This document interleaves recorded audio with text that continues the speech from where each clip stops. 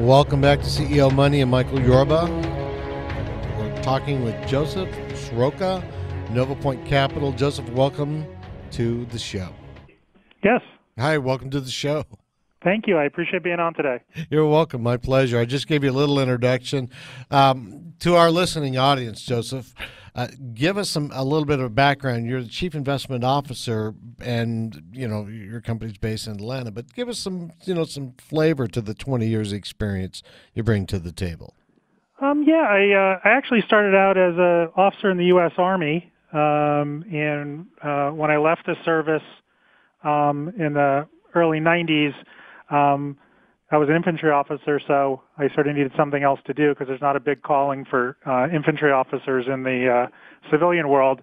So I did go to University of Chicago, get an MBA, and started as a equity research analyst. The fellows you see that write research on companies and say buy this one and sell that one, and here's my price target. I wrote research both at a company called ABN AMRO as well as Merrill Lynch in New York, and then eventually got hired away to go work at a hedge fund, and have been in the institutional investment world since then, either working at a hedge fund, mutual fund, or eventually I started my own firm, NovaPoint Capital here in Atlanta.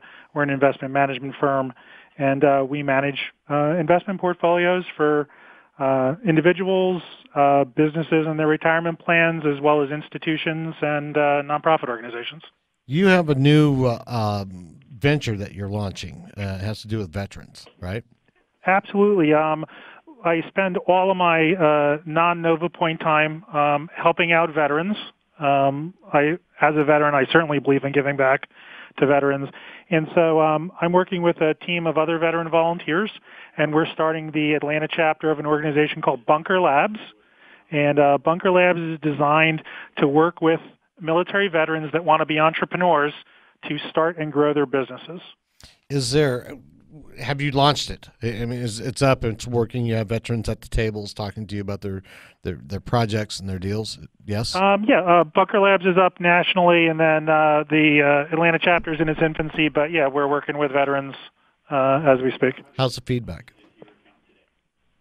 Say that again. How is the feedback? I mean, are you getting some great ideas from people? We're getting absolutely great ideas.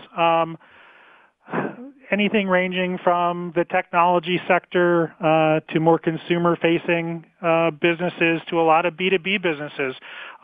People that are in the military now, it's very high-tech, the military. Yeah. So whether people have experience in aerospace, in computer and telecommunication, they bring in cybersecurity, they bring all that back into the civilian world with them when they transition out of the military. Yeah, I would think there's a lot of practical application after getting the great education of taking what has been developed for them through a very structured process and then finding gaps and commercial uses for the things that the military uses that we all get, that they get trained on. And then you can take it and put money with it and put your management with it and drive it down the road. Is anything comes to mind, some cool things have popped up on the desk recently from Bunker Labs?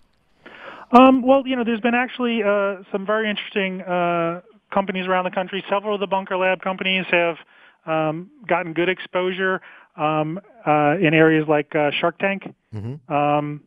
And some of the interesting ones that we've seen pop up so far, a lot of ways to save in the logistical area, pre-positioning of supplies for businesses, which is a very close parallel to what you do in the military when you're pre-positioning supplies and equipment for soldiers, in forward operating bases.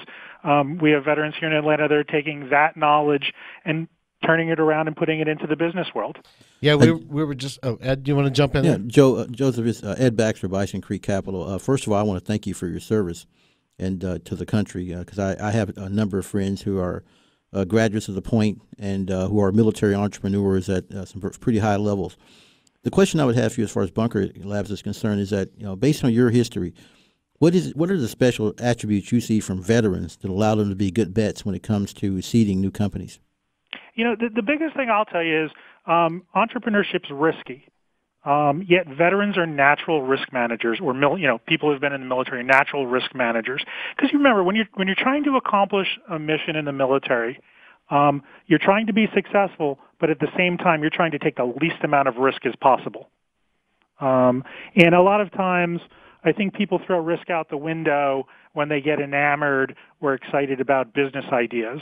I see it every day in, the stock market as well as, within the business world.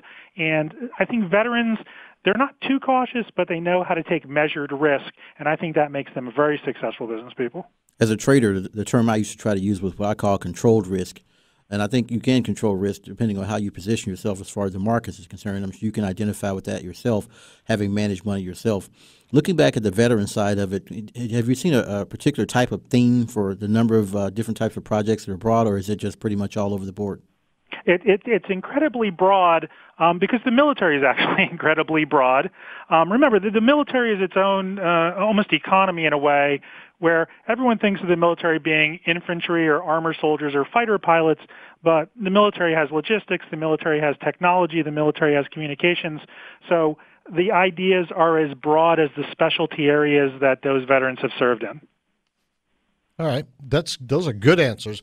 Let's before we get out of here, some more information about what you're doing at NovaPoint. That was great information about Bunker Labs. And believe me, if you get somebody from Bunker Labs, you want to put them on the show, you call us. Absolutely, thank you. Okay, but about NovaPoint, what's going on there? Well, a lot of the parallels I just discussed about veteran entrepreneurship. I've been, trading and investing in the public markets for close to 20 years now. And same thing. From my time in the military, I'm a natural risk manager. And I try to get the most upside while taking the least amount of downside. I actually run an equity portfolio that only runs about 75% of the volatility of the S&P 500, yet we produce the same or higher returns. So I'm looking at it from a risk management standpoint. It's funny, your guest just before, when you were talking about the markets, he was talking about a pullback down towards the 2,600 range on the S&P 500. Right. That's fine with me. We actually do very well when the market gets more volatile because we're running a lower volatility portfolio.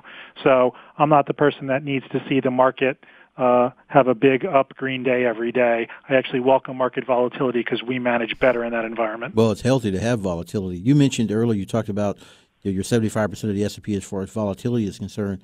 One thing that's interesting about saying that is that, and this is, I guess, kind of without you giving away the secret sauce, when you look at, are you statistically sampling the S&P for the stocks that fit your criteria, or what methodology would you say is best used as far as your practice is concerned to help you maintain that level of volatility as far as the index is concerned? Yeah, we're very disciplined investors, and once again, maybe that's a natural outgrowth of my experience in the military or having gone to West Point. We have a minimum inclusion criteria for all the stocks we look at. When I apply that minimum inclusion criteria to the S&P 500, I only have 90 companies I could even invest in. And then at that point, you go to fundamental analysis and kick the tires and really understand those 90 companies well. And then I own 40 companies in the portfolio right now. We've got some people that I've known for years that are great market timers. They've been, registered as top market timers, but one of which, like you mentioned, Dave Williams on the show, he's looking for huge volatility to come to the upside throughout 2019. Are your indicators giving you, the thumbs up, kind of a, buy the dip mentality as we go forward into 2019? We buy dips because we're fully invested. Right. We're typically only running 2 to 3% cash, and it's just transitional cash from dividends being thrown off. We do write covered calls against some of our positions, so when we have captured call premium, that generates some cash. But we try to be fully invested as we can. We're sitting on slightly more cash now just because some companies got to our sell point, and we're waiting to replace them with a couple other ideas that we have. I'm actually a chartered market technician as well, so I do understand looking at the quantitative and chart side of the market, but we are in no way market timers. We try to be 100% invested the whole time and really use volatility to our advantage. Joseph, we got a hard break we got to deal with right now, but I want to thank you for being a guest on the show. Sir, it was absolutely great to be here today. Thank you. Thank you. Joseph Sroka, NovaPoint Capital. You've been listening to CEO Money with Michael Yorba. Thanks for joining us. This segment brought to you by Tycon Partners.